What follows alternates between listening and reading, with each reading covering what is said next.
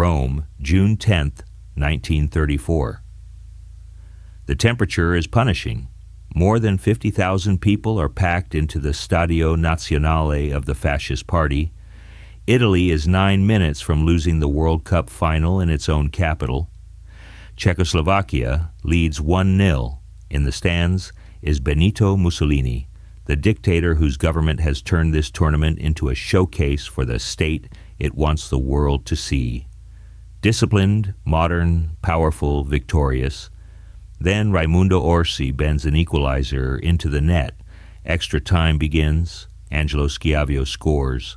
Italy wins 2-1. A football triumph becomes a national spectacle, and a national spectacle becomes political theater. But history becomes dishonest when it is made too simple. Italy had a genuinely formidable team. Vittorio Pozzo was one of the era's defining coaches. Giuseppe Meazza was a superstar. The squad would win Olympic gold in 1936 and another World Cup in 1938.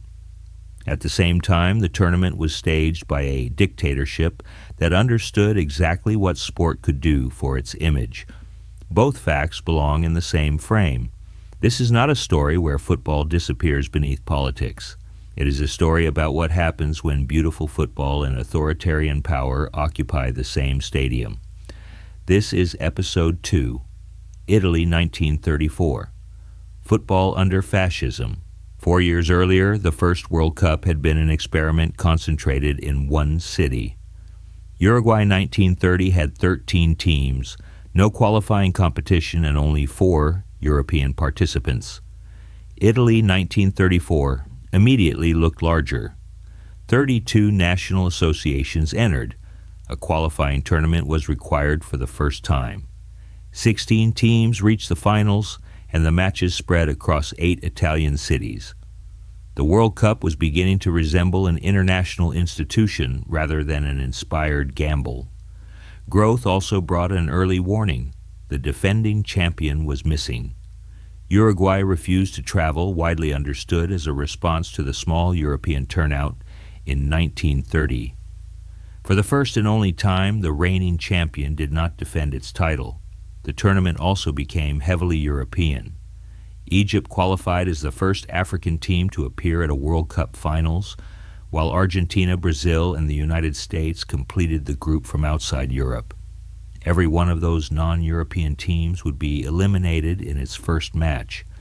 The format was merciless. There was no group stage. Lose once and go home. If a match remained level after extra time, the teams returned for a replay. In 2 weeks, the champion would have to survive 4 rounds, and Italy would ultimately need 5 matches because its quarter-final could not be settled the first time. The second World Cup was bigger than the first, but it was also sharper, faster, and less forgiving. To understand the host, we have to understand the state. Mussolini had come to power in 1922. By the middle of the decade, fascism had dismantled democratic opposition and built a dictatorship around the leader, the party, censorship, nationalism, and public spectacle. The regime promised order and rebirth while suppressing dissent and political freedom. In 1934, Italy was not yet fighting alongside Nazi Germany in the Second World War, and the later racial laws had not yet been enacted. But the authoritarian system was already firmly established. Fascism wanted to shape more than government. It wanted to shape the image of the Italian citizen, fit, disciplined, loyal, modern, and ready to serve the nation. Sport was useful because it translated ideology into bodies and emotions. A stadium could gather tens of thousands of people into one synchronized crowd. A national team could turn 11 players into proof that the nation itself was strong. A victory could feel spontaneous and authentic, even when the surrounding spectacle was carefully organized. That is why the 1934 World Cup mattered to the regime. It offered international visitors, radio listeners, photographers, and newspaper readers a controlled tour of fascist Italy. The stadiums, transport, posters, ceremonies, and crowds could all repeat the same message: this country works, this country moves, this country wins. Scholars describe the tournament as an important vehicle for projecting fascist Italy abroad and for placing football heroes inside the regime's mass media imagination. Unlike Montevideo in 1930, this World Cup belonged to an entire national network. Matches were staged in Bologna, Florence, Genoa, Milan, Naples, Rome, Turin, and Trieste. The geography was part of the message. Visitors would not see one isolated celebration. They would see a country connected by railways, cities, stadiums, administration, and modern communications. The final would be held in Rome at the Stadio Nazionale PNF, whose name directly identified it with the ruling National Fascist Party. Radio widened the audience. FIFA notes that broadcasts reached listeners in 12 of the participating countries. That mattered because most supporters could not travel and television had not yet become the World Cup's global window. The sound of a match carried across borders helped turn distant players into national characters. The tournament was becoming a media event, and the host government understood that every description of an efficient stadium and every roar from an Italian crowd could travel far beyond Italy.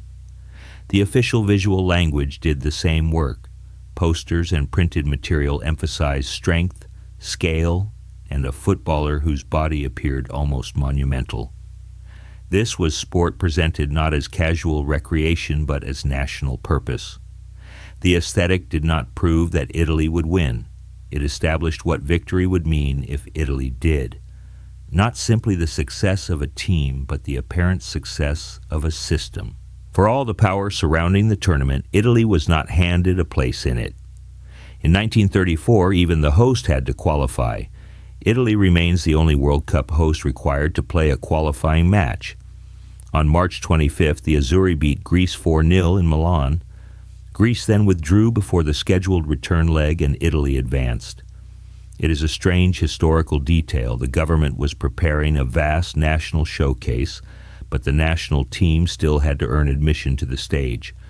Qualifying also produced one of the tournament's most frantic journeys. The United States and Mexico met in Rome on May 24th for the final place in the tournament, only 3 days before the finals began. The Americans won 4-2, then faced Italy in Rome with almost no recovery time. It was a reminder that the early World Cup was still being assembled at the last possible moment. The brackets looked official. The path into them could be improvised. 32 entries made qualification necessary, but the system was not yet globally balanced. Europe dominated the final tournament. South American enthusiasm had cooled after 1930, and vast parts of the football world remained absent. The World Cup had grown, but growth did not mean equality. It meant FIFA had created a competition important enough for more countries to chase, while geography, cost, and power still determined who could realistically arrive. The man responsible for turning political expectation into football results was Vittorio Pozzo. He was a journalist, coach, disciplinarian, and careful student of the game. His Italy was organized around the metodo, a system that balanced defensive security with quick combinations and decisive attacking players. Pozzo did not invent every idea associated with the team, but he made the pieces coherent. He also understood psychology. In a tournament surrounded by pressure, he built a squad that believed suffering was part of winning. At the center was Giuseppe Meazza, the brilliant inter-forward whose name would later be given to Milan's great stadium. Meazza could create, finish, drift between lines, and make a tightly controlled match feel suddenly open. Captain and goalkeeper Giampiero Combi provided experience. Angelo Schiavio carried a direct scoring threat.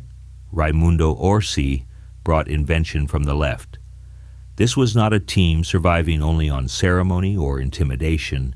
It had elite players with complementary qualities.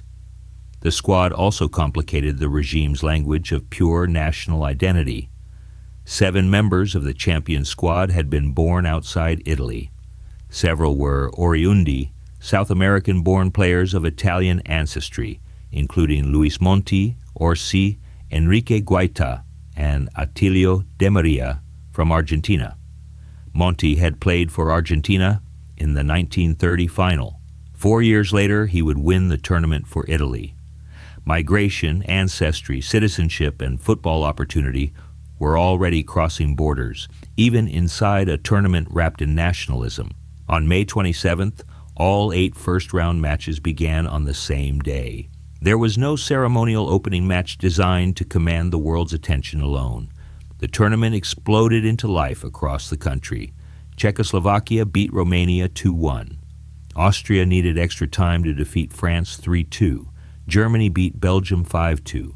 Spain eliminated Brazil 3-1. Switzerland edged the Netherlands. Sweden knocked out Argentina. Hungary beat Egypt 4-2, ending Africa's first World Cup appearance after a single match. Italy's opening match was the loudest statement. The host overwhelmed the United States 7-1 in Rome. Schiavio scored 3, Orsi scored twice, Meazza and Giovanni Ferrari added the others. It was the kind of score the regime could display without explanation. 7 goals, a packed capital, a blue shirt advancing. Yet the football context mattered.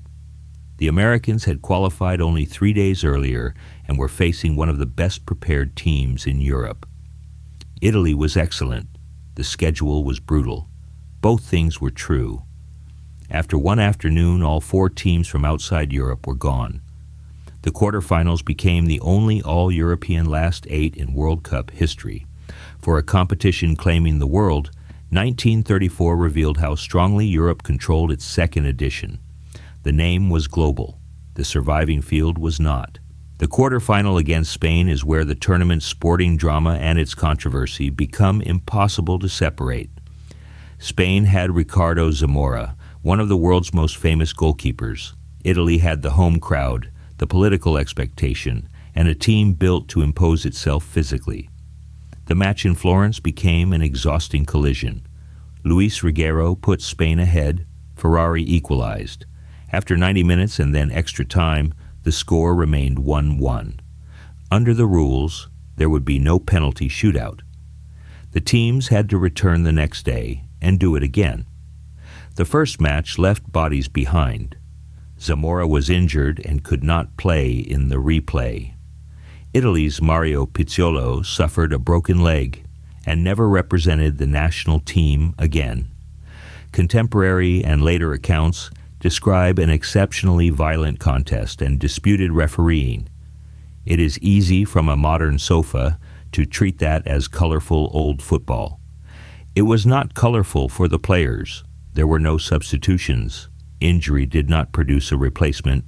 It produced imbalance, pain, and survival. The replay began roughly 22 hours after the first match ended. 7 Italians and 4 Spaniards played all 210 minutes across the 2 days.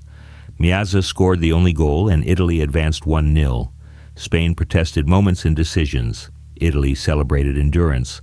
The match has become central to allegations that the host benefited from sympathetic officiating. What can be stated confidently is that the games were brutal, the refereeing was fiercely disputed, and Italy survived. What cannot be proven simply from repetition is that every disputed call was ordered by Mussolini. A responsible history keeps suspicion visible without converting it into evidence that does not exist. Waiting in the semifinal was Austria, the Wunderteam. Coached by Hugo Meisel and inspired by Matthias Sindelar, Austria had become famous for intelligent movement, close passing, and a fluid attacking style. They were not just good. They represented an idea of what football could look like when technique and collective understanding took control. Before the tournament, Austria had damaged Italian confidence with major victories and entered the World Cup among the favorites. Austria's route had already demanded extra time against France in a difficult quarterfinal against Hungary. Italy arrived after 210 minutes against Spain in 2 days. The semifinal in Milan was played in heavy conditions, where the wet surface made Austria's delicate combinations harder to execute. Early in the match, Enrique Guaita scored after a crowded attack involving Meazza and Austrian goalkeeper Peter Platzer. Austria disputed the contact. The goal stood. Italy protected the lead and won 1-0.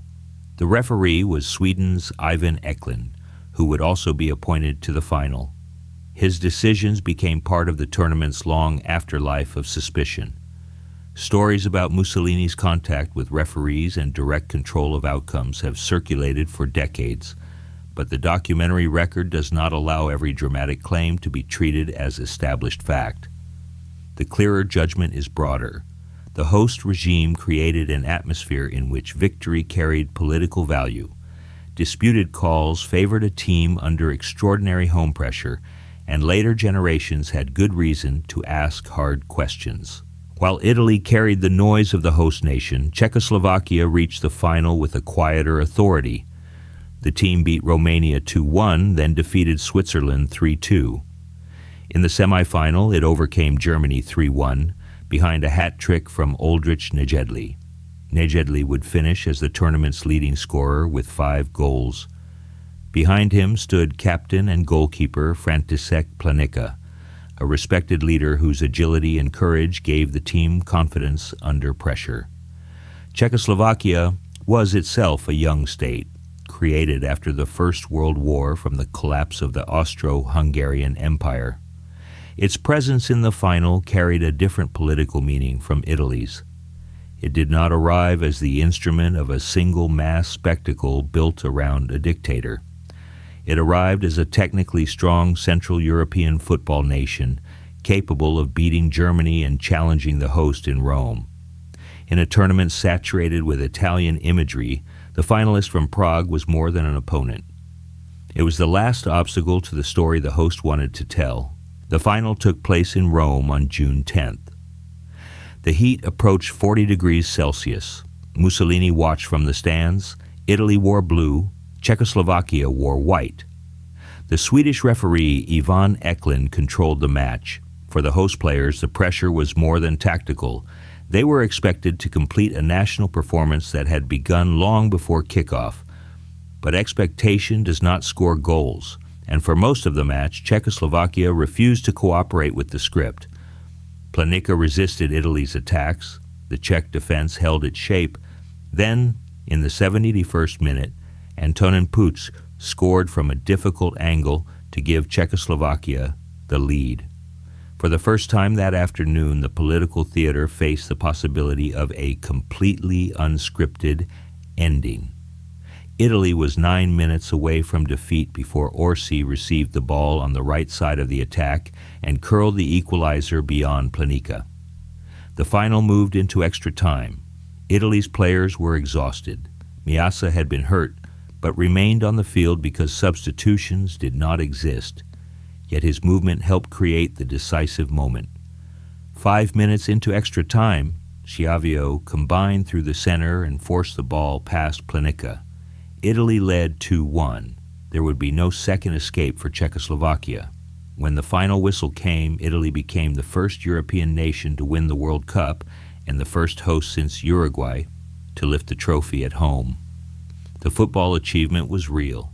Italy had scored 12 goals in its first 2 tournament matches, survived Spain across 2 savage games, defeated the admired Austrians, and come from behind in the final. Pozzo had managed fatigue, personalities, tactical change, and immense pressure. Meazza, Orsi, Monti, Combi, Ferrari, Guaita, and Schiavio had delivered. To acknowledge that is not to celebrate fascism. It is to refuse the opposite distortion, pretending skilled players were merely props with no agency or quality of their own. The hardest question around 1934 is also the one most likely to be flattened into a viral sentence. Did Mussolini fix the World Cup?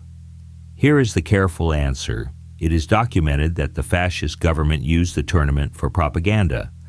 It is documented that Mussolini attended major matches, that fascist symbols and institutions surrounded the event, and that victory was presented as proof of national strength.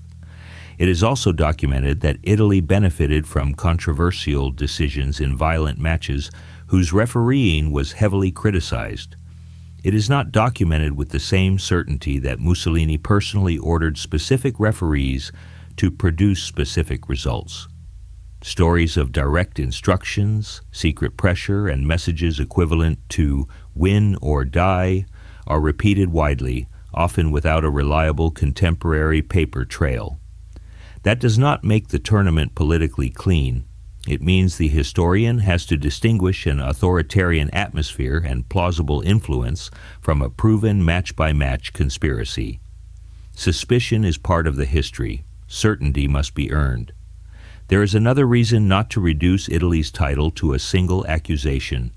The team kept winning. Italy took Olympic gold in Berlin in 1936 and defended the World Cup in France in 1938. Those later victories do not erase questions about 1934, but they demonstrate that Pozzo's side was one of the strongest teams of the era. The honest conclusion is uncomfortable and therefore useful.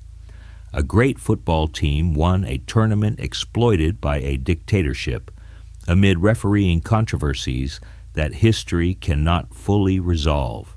Political history can turn people into symbols so quickly that we forget they were people first. Meazza was not born as a monument. He was a gifted young man from Milan who became famous through football. Combi was nearing retirement before Pozzo persuaded him to return. Monti carried the unusual burden of having lost a World Cup final for Argentina and then reaching another for Italy. Orsi and Guaita lived between South American birth and Italian ancestry. Their lives did not fit neatly inside the regime's slogans, even when the regime used their success. Pozzo's legacy is similarly difficult. He remains the only coach to win 2 men's World Cups, yet his greatest victories occurred while fascism controlled Italy and claimed the national team as its own.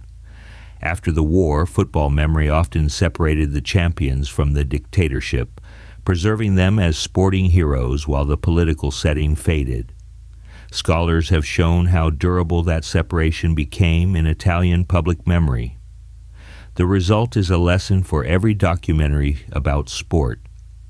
What a player intends, what a government intends, and what later generations remember can be 3 different stories. Italy 1934 proved that the World Cup could scale. It could require qualification. It could move through multiple cities.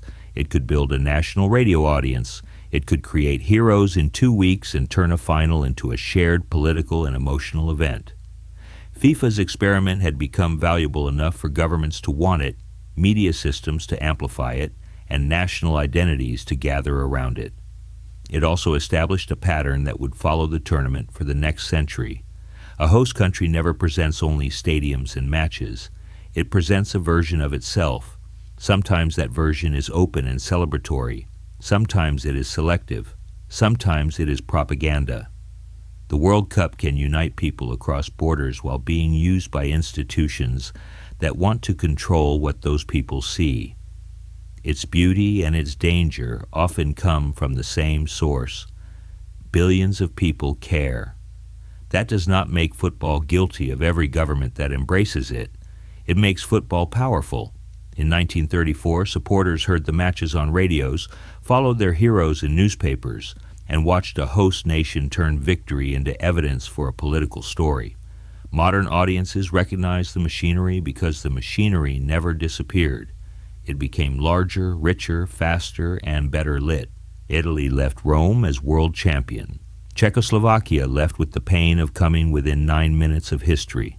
Austria's Wunderteam left without the trophy its football seemed capable of winning. 4 years later, the World Cup would move to France. Italy would arrive as champion again.